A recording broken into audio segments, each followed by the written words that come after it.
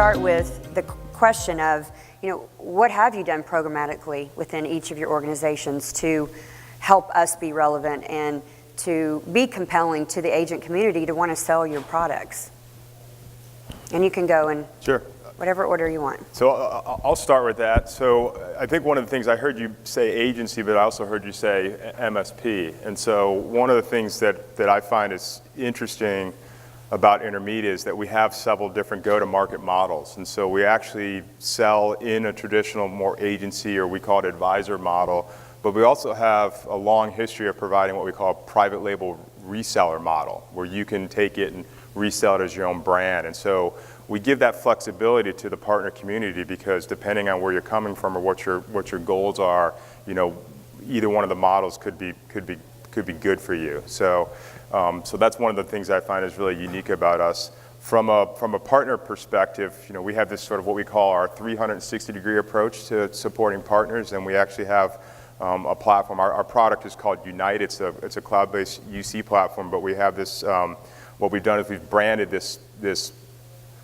program called Unite Enable to support our partners, and it really supports you through the entire life cycle of your journey with selling and enabling the customer. And it starts from, I don't want to dominate the conversation here, but so I'll rattle through some things quick, and we'll come back probably to points in more detail. But it starts from sharing a very transparent roadmap with all of our partners so they know where we're going, so we can keep you up to date, and then through the process of online educational programs, marketing, so we provide marketing materials for you, brandable marketing materials that you can use. We even build marketing campaigns you can use. And then when you get to the point of actually selling, we have tools you can use to quote, tools you can use to provision, and goes all the way through sort of the support, enable, billing process. If you're going to be an agent, we're going to do the telco billing and all for you. If you're going to be a reseller and want to private label it and bundle it in with your other services, which we see a lot of very successful managed service providers do, we'll handle all of the telco taxation and billing for you, which tends to be one of the larger barriers for people in getting into it. And so we're also really, so there's a lot of programmatic things in the product and online and technology, but we also have a large support from a personnel perspective, whether it's your dedicated partner rep. We have inside and outside partner reps to work with you, sales engineering team that works with you. We have an inside desk called the Partner Concierge desk, so when you get sort of past the sale and you're starting to worry about quoting and provisioning, there's a desk you can call that will support you through it all the way through the life cycle. And I would probably end with, once you're, if you want to talk about kind of ongoing relevancy, once you've sold the product, obviously you've put a lot of work and effort into it. Well, you want to try to maintain as much profitability as you can, and we do that by, we have a highly available 5 nines network, and we have a support organization that's won J.D. Power's support award several years in a row. And so we do that, and the end result of that is extremely low churn and a very long customer lifetime value for our partners. Does everyone know the product portfolio of Intermedia? So maybe take a moment. Quickly, so I appreciate that. Yes.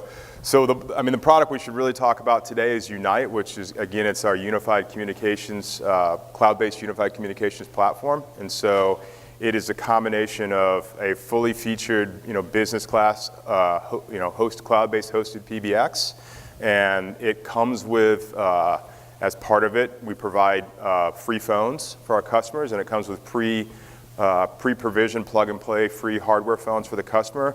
We also have complete mobility solutions, so there's soft phones as a desktop application and soft phones that can go on your wireless device. That's kind of the core of the product, and what you find is the foot in the door for a lot of people is the business class PBX, but it is a full UC product, and so layered on top of that is chat, instant messaging, presence, screen sharing, video conferencing, online meetings, and a file document and sharing platform. And it's all integrated together in one nice seamless desktop.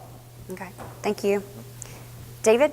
Yeah, what have we done? Yeah, good God. I don't know how to follow that. This is interesting. No, we actually built a program. So we've come into the channel for the first time. Office Depot, as you probably know, has never had a channel. We're a brick and mortar office supply chain. With the CompuCom acquisition and taking a lot of what they had on the enterprise, we've created bundles and packages targeted toward the SMB and mid-market. What are those? Those are true IT play services. In some ways, they will be somewhat competitive. In other ways, they can be very good augmentation type services. And I'll expand on that in a moment. Not to dominate, but I will expand real quickly. No, expand Thank away. you. Expand away. You know, the one thing we do get is why is Office Depot here? So. Yeah. We have gone through a pretty significant business transformation where we're trying to figure good ways to be more stickier and provide more value to the customers and to work with partners in what we would say a more relationship-based way. We have reach. We have 1,400 stores, 6,000 W-2 technicians that come via the CompuCom. You guys have the relationship. You're the trusted advisor. You're usually guiding them around technology. I would encourage you to guide them around all their business pieces. And so with Office Depot, you have the access to help them with back office stuff like HR, payroll, legal, website design, SEO, pay-per-click. With the CompuCom acquisition, you can provide true IT services on a national level. And then we're also looking at different ways, this is an investigating of different ways to engage channel and how we can actually provide those other core things like supplies, workspace design, signage, in ways that you can monetize, right? And so our key focus though is the managed IT as a service and then these bundles and packages. And when I say augment, how can you leverage our feet on the street that we have to be smart hands, to be out there to extend your reach? Maybe it's technical certifications. We have thousands of certifications on staff. Rather than walk away from deals that may be too big or too small or outside your region, monetize it, refer it over to us, become an agent that way. Interesting. Who knew? I'm actually impressed with that because, you know, when Janet Shines went over to Office Depot, I remember thinking, what? Why is she going there? You know? We all were, I think. And then I started to read about the new, you know, regime and what you guys were doing, and I have to say, it's bold, it's a big bet, and it's awesome because you're not going to survive if you don't. That's right. Right? Might as well just go the way of Toys R Us. That's right. So God bless you. I wish you well, and we'll be a partner and we'll help you out. Thank you. All right, so Sixterra, my goal every single day is to educate and enable my partners to do better. What is it you guys are looking for? I think what I've been told is you want flexibility, you want responsiveness, you want accuracy, you want fair commissions, you want prompt payment, right? What I want to do is I want to give you all that, but I want to give you something more, which is a way to expand your business and take it in another direction. It's no secret to me why Ring Central and 8x8 and Intermedium here are selling like hotcakes with you guys. And the reason, well, with the channel partner, the telco community, I'm going to talk about the MSPs in a minute. Because that's your market. You sold telecom services, and that was a really easy way to continue that, to go on that continuum. And what I'm going to try to tell you is this world is changing. I want to help you with the CISO, with the CIO, okay? And because once you're there, there's a lot more to sell.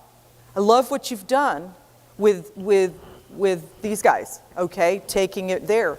But let's go, you know, there's only about 65 out of 4,000. There's only about 65 of you that know how to sell colo real well.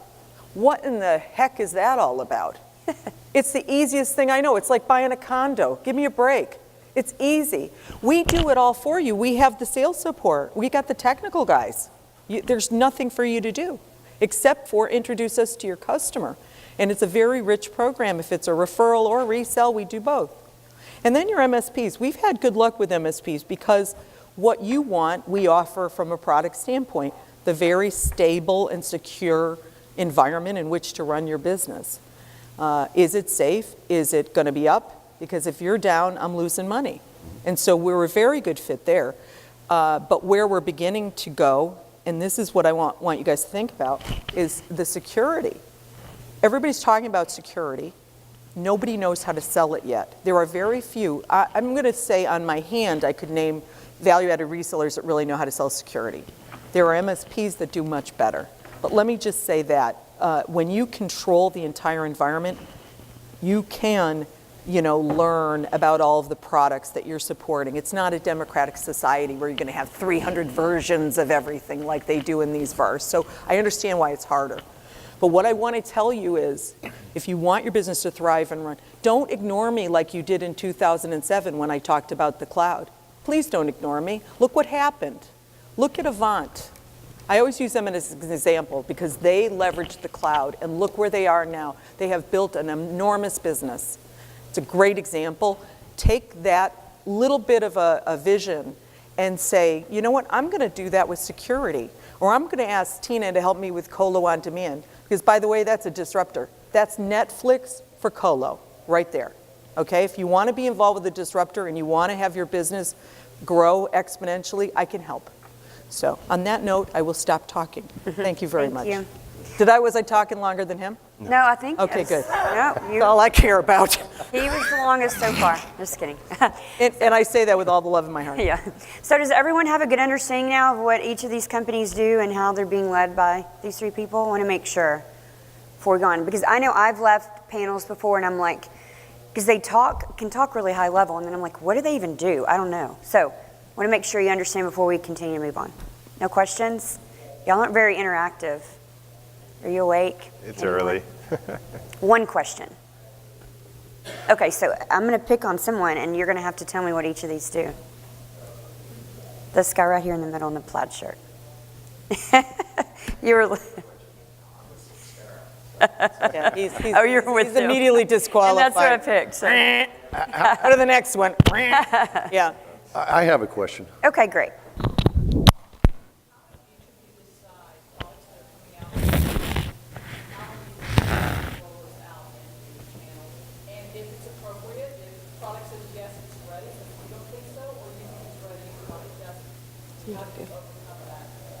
Right, I'm going to repeat the question quickly to make sure everyone heard. She was asking about product rollout. So within their product portfolio, how do they decide on the product? And then how do you roll that out to the agent community so that we know about the product? Is that accurate? Yeah. Okay. So again, I'll talk about we have a suite of like 35 different cloud-based products, but I'm really going to focus mostly on our unified communications product, Unite, because that's really where the big growth sector is for us right now, and it's kind of, as mentioned, the big boom that's going on. It's in general out there with small businesses. I mean, there's a massive transition happening right now from on-premise to the cloud around communications, right? And so I'll focus on that product really throughout all my comments here today. So when we think of product, we actually think of it in two different ways, and we actually have our product resources, product management and product engineering split this way inside of the company.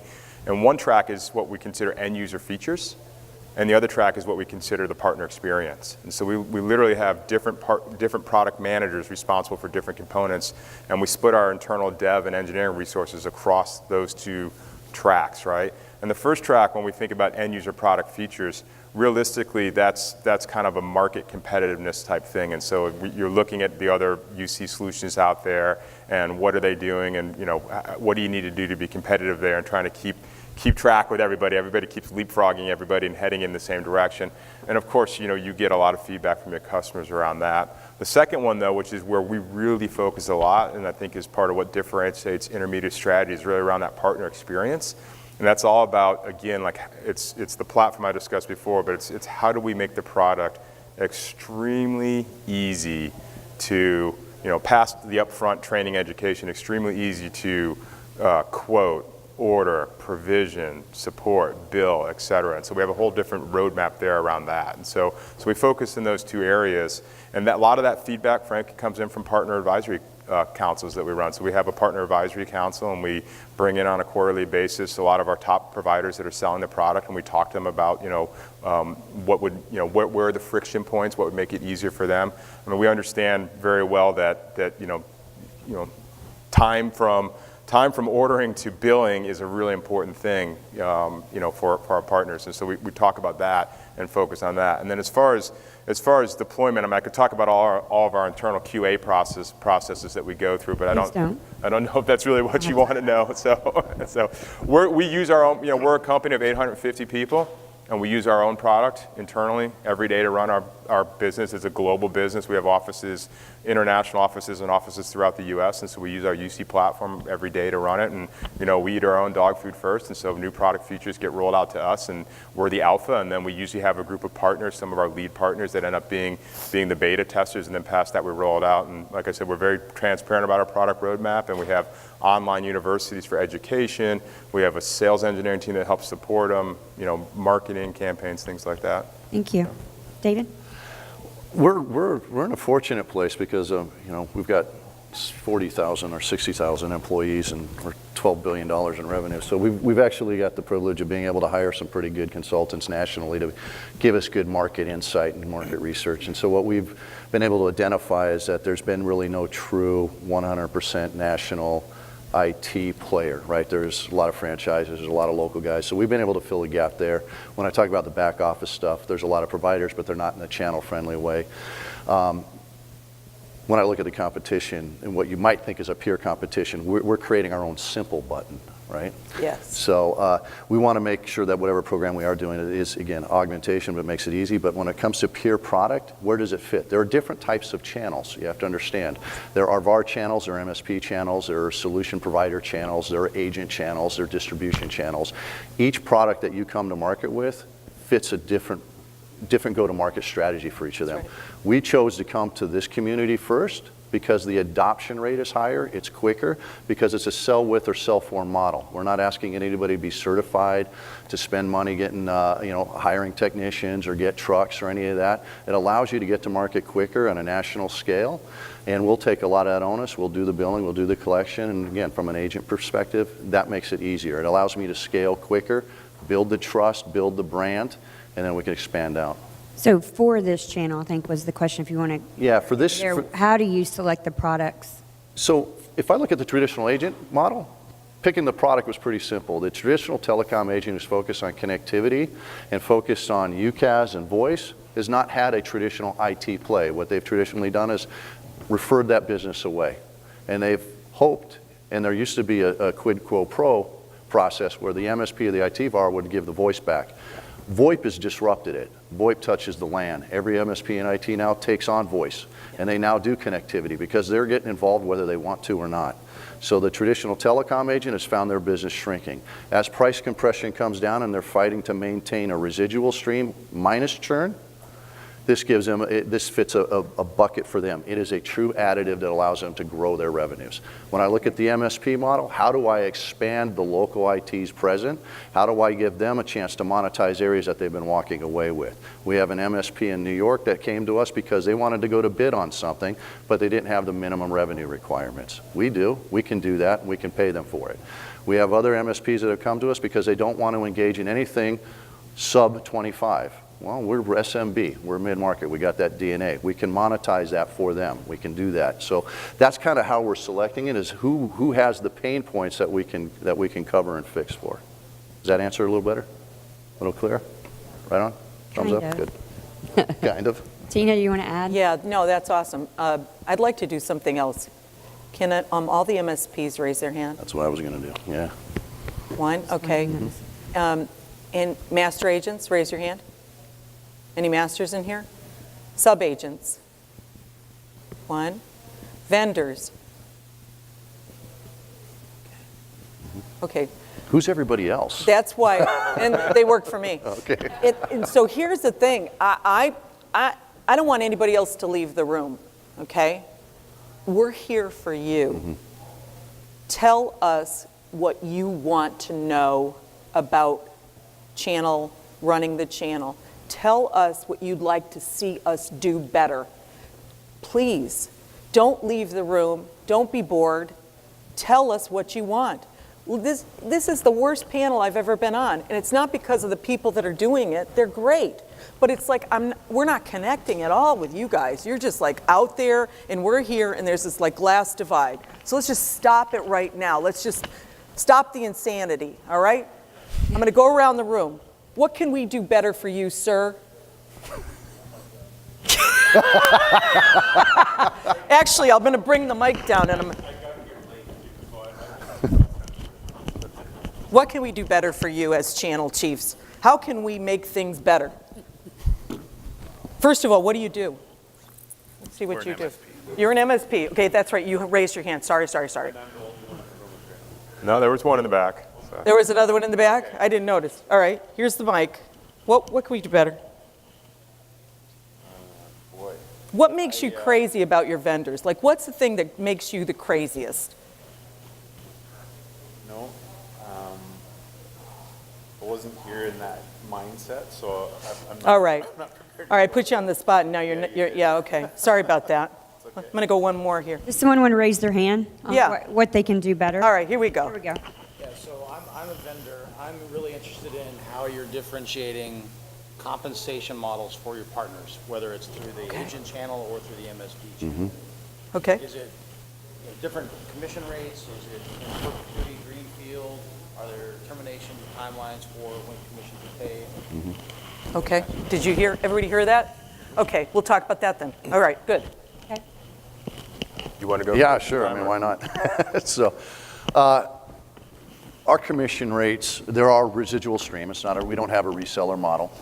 We are taking, again, a lot of that ownership of the billing and the collecting and whatnot. So the residual rates that we're paying out are very in line with what you would expect in a UCAS environment. My sales team, my field sales team, they're comp neutral. We're not hitting their pay if they sell something through the channel, which actually makes the engagement a little bit more friendly. Well, let's see, what else do I need to think about on that? I mean, it's pretty simple.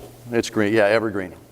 Evergreen, yeah. I can't come to this community and not have evergreen. That's for I sure. won't be sitting up here.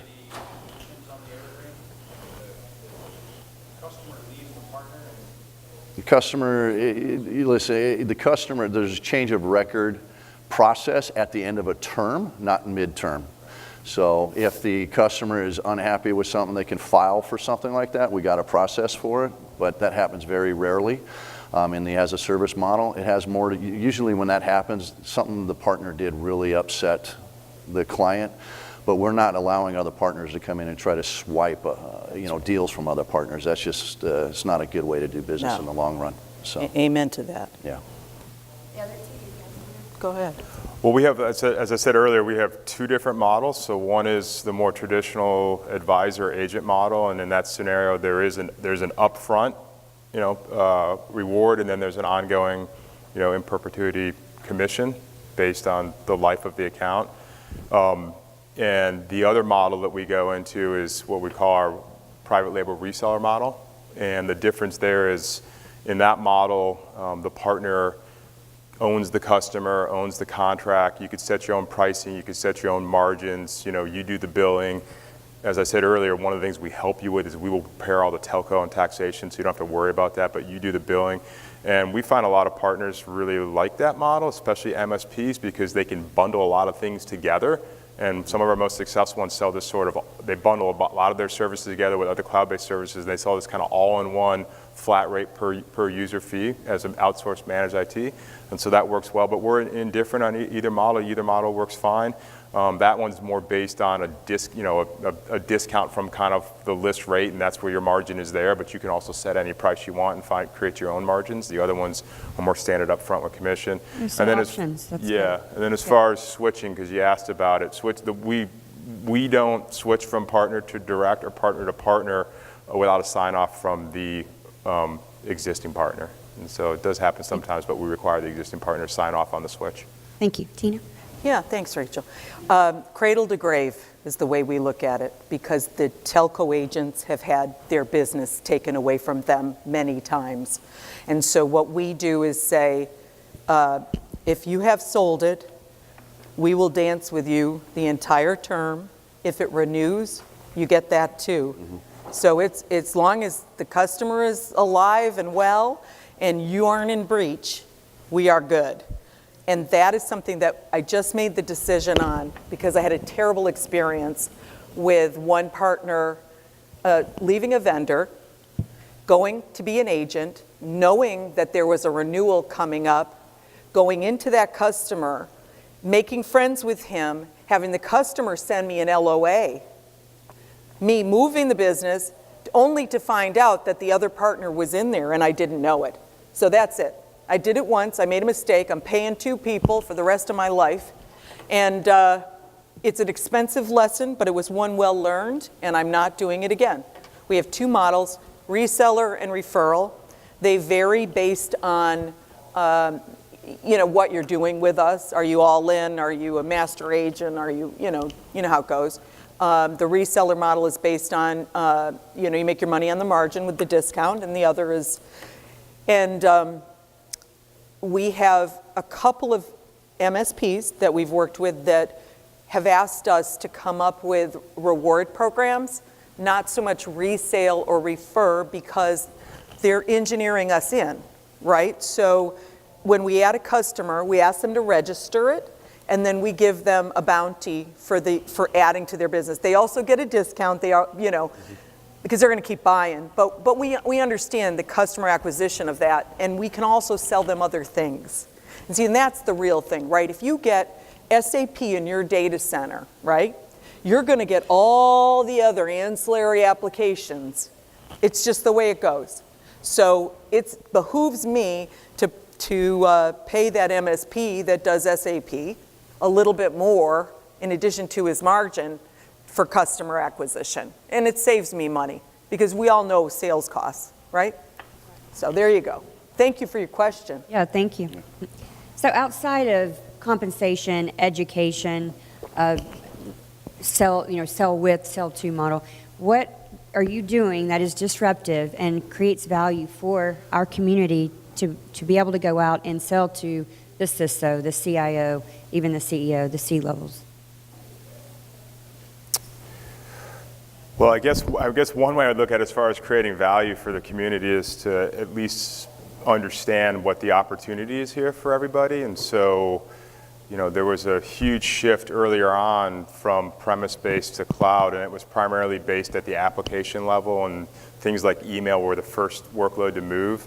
And so what I want people to understand, if you don't already or haven't seen it already, is that there's a gigantic movement happening right now from on-premise communication, PBXs, moving up to the cloud. And it's I think in the SOHO market, it's about already maybe 50% has shifted, but if you move up market just a little bit from kind of, 1 to 99, only 25%. If you get above that, kind of 100 to 500, maybe 9%. And so there's a huge opportunity there.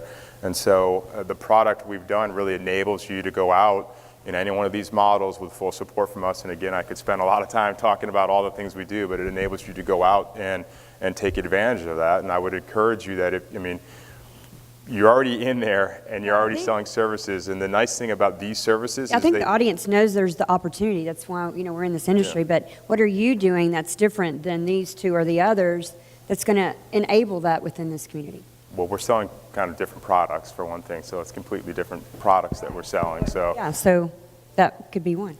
Well, that's what I'm saying. We're selling completely different products, and the opportunity I'm talking about is the unified communications movement to the cloud. I mean, this is a huge wave right now that you could hop on the back of, and my point I'm trying to get to is if you're not taking advantage of it right now, you should, and it's a product that applies enterprise-wise. Every employee inside of any enterprise that you're supporting today needs a phone, needs communication services, and so that would be my answer. We've built a product to allow you to hop on this wave and take advantage of it, and as I said before, about half of our product management and engineering resources and dev resources are focused on the partner experience and making it easy for you to do that. Okay. If I get down another level, though, I think it's going to bore people because it's into things like network testing tools we've built, monitoring capabilities. It's all the things to make you successful. Right. But I think that's a long conversation. Okay. So. Thank you. Well, our program is still relatively new, so we've come out in a very simplistic fashion, but I can tell you from an evolving standpoint, consider this, we have 1,400 stores, and if we can tie that into the ecosystem, I think it'll be very disruptive. Yes. So this is something that we can bring to the channel that nobody else has, right? And so how is it beneficial? We can talk about the core stuff, but let's talk about how we're changing the footprint of our stores. In Los Gatos, we just revamped one of them and took the front half of it and made shared office suite. Oh, wow. Right? How would it cool to be to take your customers in there and have a meeting using one of our conference rooms? Or maybe you actually are leveraging it as part of the agent program. right? This is something that nobody else is doing in this market, and I think it gives us the power collectively of what we're doing as an organization to be disruptive. Now, the outside... With 1,400 locations. 1,400 Yeah. stores. We just, again, Awesome. we're trying a couple different test things. Retail's not dead, it's about the experience. Yes. You know, Amazon is opening up bookstores in New York City. They're opening up Prime stores. It's about the experience and what are you getting. We have a lot of footprint. We have a lot of footprint out there. You know, there are other things that we're, again, you know, from an IT perspective, right? That's what we come to the market with. How are we leveraging it? Security was a big topic. Everybody's talking about security, and it's tend to be focused more on the network to WAN perspective. The way I look at it is people are focusing on putting up fences and putting in alarm systems, but they're forgetting to change the lock on the door. We're the lock on the door, right? We do patch management, we do antivirus, we do two-factor authentication, machine learning capabilities, all of these others. So this is kind of the area that I think we can really help you guys as a whole to get deeper and wider with some of your clients and talk about more about their business than just the technology. Thank you. Tina? Yeah, so I think we all see that the world is about hybrid cloud right now. Not everybody can move to your AWSs or your Azures of the world, and while that's very attractive, why is it attractive? It's attractive because there's velocity to that model, like you can move quickly. It can be relatively inexpensive, or it can be very expensive.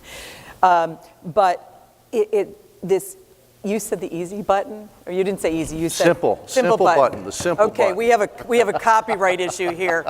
But I can say easy button with no problem. So I'm going to get that easy button out right now, and I'm going to tell you about giving your customers a way to get cloud-like velocity and pay on demand, use on demand. You don't have to engineer for peaks, anything like that, with a bare bones environment. Meaning, I'm just going to give you the data center, a console to get to the data center, some hardware, compute, a little bit of internal storage, and that's it, okay? And it's all on Nutanix. I also have, by the way, an internal SDN, so you can talk outside the data center, inside the data center, whatever you want to do, if you want to do backup and low latency things. But the real beauty of this model is that it's the easy button, and it's also it goes so fast.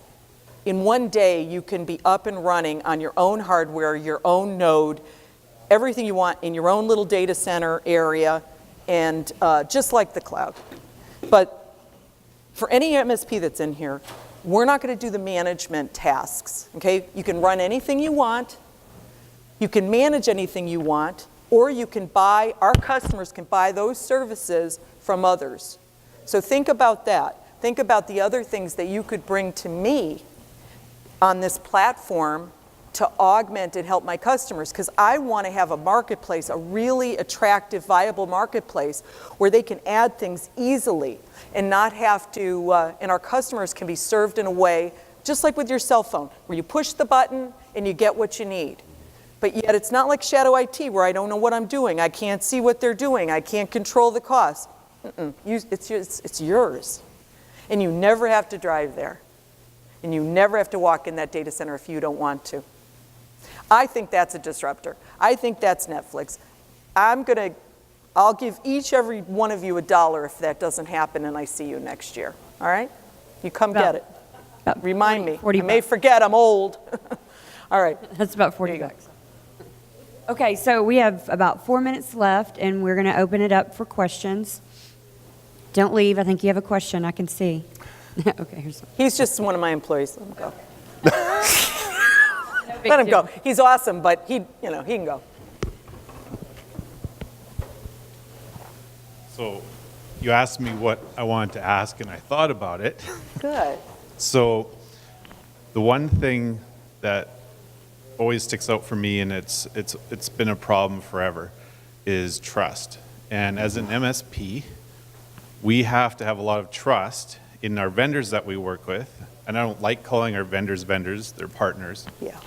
And we're opening our client base to our partners, and we need to be able to trust that you're not going to steal our customers, number one. Right. That's pretty basic, and I can Right. think of some out there that do. Yeah.